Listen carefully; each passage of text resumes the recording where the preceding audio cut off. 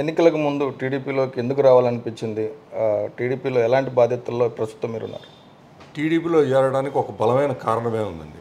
ఈ రాష్ట్రం గత 5 సంవత్సరాల్లో భ్రష్టు పట్టిపోయి చాలామంది ఎప్పుడూ లేని విధంగా ఈ రాష్ట్రం నుంచి పరాయ రాష్ట్రాలకి వలస వెళ్ళిపోయారు. వ్యాపారస్తులు కానివ్వండి, చదువుకునే విద్యార్థులు కానివ్వండి, చదువుకున్న తర్వాత ఉద్యోగాలు చేసే ఉద్యోగస్తులు కానివ్వండి. గత 5 సంవత్సరాల్లో ఆ ప్రభుత్వం సాధించింది ఏమీ లేదు. అందుకనే బేసిక్గా మా పునాది కాంగ్రెస్ పునాదుల మీద ఎదిగాం మేము రాజకీయంగా. కానీ ఇవాళ ఆ చారిత్రాత్మకమైన అవసరం ఉంది. చంద్రబాబు గారిని మళ్ళీ ముఖ్యమంత్రిని చేసుకుంటే తప్ప ఈ రాష్ట్రానికి సమీపంలో భవిష్యత్తు అనేది లేదు. ఇప్పుడు ఆయనైనా ముఖ్యమంత్రి కుర్చీలో కూర్చొని ఒక 10 సంవత్సరాలు 15 సంవత్సరాలు నిరంతరం ఆయన తీరులో కష్టపడితే తప్ప ఈ రాష్ట్రం ఒక గాడిన పడే పరిస్థితి లేదు. బెజవాడ రాజకీయాల్లో చెన్నుపాటి సీని కంటే ఒక ప్రత్యేకత ఉంది. ఎందుకంటే మీరు దివంగత రంగా గారి దగ్గర కూడా చాలా కాలం చాలా క్లోజ్గా ఉన్నారు. అప్పుడు దేవినేని నెహ్రూ గారి వర్గంతో కూడా మీరు ఫైట్ చేసిన పరిస్థితి ఉంది. కేసుల్లో కూడా మీరు మీ పేరుని ప్రస్తావించిన పరిస్థితి ఉంది. అలాంటి మీకు ఆ తర్వాత కాలంలో కేసినేని నాని ఇబ్బందులు పెట్టారు, ఈ కాల్మనీ కేసు వాటిల్లో కూడా ఇరికించారనేది ఇక్కడ బెజవాడ ప్రజలు అనుకుంటున్నారు. దీని మీద మీరేమంటారు? ఇప్పుడు కేసినేని నాని రాజకీయ సన్యాసం తీసుకున్న పరిస్థితి కనిపిస్తుంది. ఆయన తీసుకున్న నిర్ణయాన్ని ఏ విధంగా చూస్తూ ఉన్నారు? మీరు ఒక క్యారెక్టర్లెస్ బగ్గర్ గురించి అడుగుతున్నారు నన్ను. క్యారెక్టర్ లేని ఎదవాడు వాడు నాకు స్నేహితుడు. నాకంటే ఓ 2 సంవత్సరాల జూనియర్. స్కూల్లో ఆడు పచ్చి నమ్మక ద్రోహం, ఒక గెడ్డంగాడు, ఒక గన్నాయిగాడు మాటలు విని వాడు నన్ను అక్రమ కేసులో ఇరికించి, ఆ రోజున వీడు ఆ గన్నాయిగాడు ఆ గెడ్డంగాడి ఈ బ్యాచ్ అంతా కలిసి గౌతమ్ సవాంగ్ గాడితో కలిసి నన్ను అక్రమంగా ఆ కేసులో ఇరికించారు. కానీ ఈరోజు న్యాయస్థానంలో న్యాయం గెలిచింది. మమ్మల్ని అందరినీ న్యాయమూర్తి గారు ఈ నేరం చేయలేదని ఆ కేసు పెట్టినామని చెప్పింది. న్యాయమూర్తి గారు కూడా మమ్మల్ని నిర్దోషులుగా ప్రకటించి మాకు న్యాయం చేశారు. అంటే పొలిటికల్ ఫైటింగ్ అనేది ఎప్పుడు ఉంటుంది, కానీ అలాంటి మచ్చ కాకుండా మీ మీద ఇలాంటి కాల్మనీ మచ్చ ఒకటి పడింది. దానికి కారణమైన కేసినేని నాని అనేది మీరు అంటున్నారు ఒక బగ్గరని, ఒక తీవ్ర పరుష పదజాలంతోనే మీరు మాట్లాడుతున్న పరిస్థితి కనిపిస్తుంది. ఇప్పుడు మీరు పవర్లోకి వచ్చారు, ఆయన రాజకీయ సన్యాసం తీసుకుంటూ అంటున్నారు. ఈ తప్పులన్నీ మీరు క్షమించినట్టేనా? నేను అంత పరుష పదజాలం ఇంతవరకు ఎప్పుడూ మాట్లాడాను అంటే ఈ రోజున ఎంత మానసిక క్షోభ నా కుటుంబం కానీ నేను కానీ అనుభవించామో నాకు తెలుసు. 40 సంవత్సరాల నుంచి రంగాగారితో పాటు రాజకీయాల్లో ఉంటే ఎప్పుడూ ఇలాంటి మచ్చ నా మీద ఎప్పుడూ లేదు.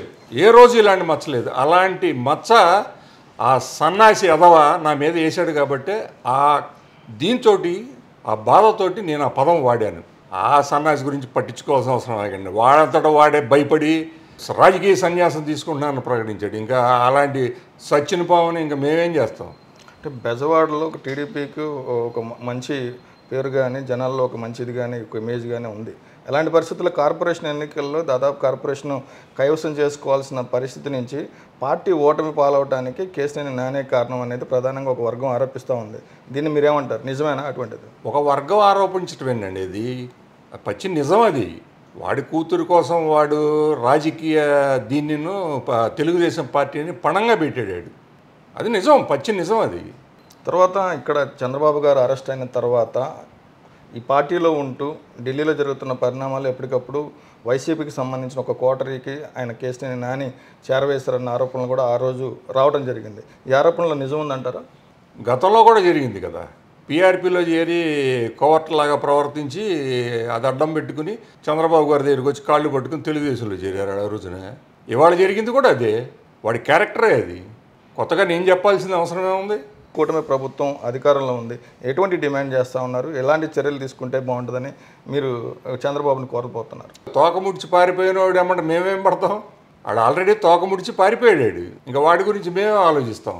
మాకు అంత సమయం ఇది కూడా లేదు. వాడి గురించి ఆలోచించే, ఆ యదవ గురించి ఆలోచించే అంత సమయం కూడా లేదు మాకు. సో ఇప్పుడు కూటమి ప్రభుత్వం రాష్ట్ర వ్యాప్తంగా చూస్తే ఎలాంటి లక్ష్యంతో పనిచేయబోతా ఉంది? ఎందుకంటే 5 సంవత్సరాల పాలన చూశారు, ప్రజలు విసిగిపోయిన తర్వాతే ఇంతటి తీర్పు ఇచ్చారు. ఇలాంటి పరిస్థితుల్లో కూటమి ప్రభుత్వం ముందున్న లక్ష్యాలు ఏంటి? చంద్రబాబు నాయుడు కావచ్చు, అదేవిధంగా డిప్యూటీ సీఎం గారు పవన్ కళ్యాణ్ కావచ్చు, వీరిద్దరూ ఏ విధంగా ప్రభుత్వాన్ని ముందుకు తీసుకెళ్ళిపోతున్నారు? పాలన ఏ విధంగా గాడిలో పెట్టాలని ఒక టీడీపీ నేతగా మీరు కోరుకుంటున్నారు? ఈ ప్రపంచవ్యాప్తంగా ప్రజలందరికీ తెలుసు చంద్రబాబు గారు ఒక విజనరీ అని. ఆయన ఎప్పుడూ కూడా ఒక 30 సంవత్సరాలు 40 సంవత్సరాలు అడ్వాన్స్గా ఆలోచిస్తాడు ఆయన. కానీ ఇవాళ ఉన్న పరిస్థితుల్లో ఆయన నేను చెప్పినట్టుగా ఒక 15 సంవత్సరాలు ఆయన స్టైల్లో ఆ విజన్ తోటి పనిచేస్తే తప్ప ఈ రాష్ట్రం ఒక గాడిన పడే అవకాశం లేదు. 100%. ఆయన ఒక 15-20 సంవత్సరాలు ఈ రాష్ట్ర ముఖ్యమంత్రిగా ఉంటే అది సాధ్యపడుతుంది. రైట్. ఇది మొత్తంగా బెజవాడ ప్రముఖ నాయకులు చెన్నుపాటి శ్రీనివాసరావు గారు చెప్తున్నది. మొత్తంగా కూటమి ప్రభుత్వం తాను ఇప్పుడు అధికారంలో ఉంది. కూటమి ముందు చాలా లక్ష్యాలు ఉన్నాయి. ఇంకా 15 ఏళ్ల పాటు చంద్రబాబు సీఎంగా ఉంటే అభివృద్ధి సాధ్యమని చెప్పి నమ్ముతా ఉన్నారు. దీంతో పాటుగా విజయవాడ ఎంపీగా ఇంతకుముందు వరకు పనిచేసిన కేసినేని నాని ఇటు రాష్ట్రానికి అదేవిధంగా టీడీపీకి చేసిన నష్టం కంటే వ్యక్తిగతంగా తనకు కూడా ఎక్కువ నష్టం కలిగించారు. అలాంటి వ్యక్తి రాజకీయాల నుంచే విరమించుకున్న తర్వాత ఇంకా వ్యక్తిగతంగా మేము చేసేదేం లేదు, ఆయన తోక ముడిచి పారిపోయారు కాబట్టి అలాంటి వ్యక్తులు రాజకీయాల్లో అనర్హులు అని చెప్పి ఆయన తేల్చి చెప్తా ఉన్నారు.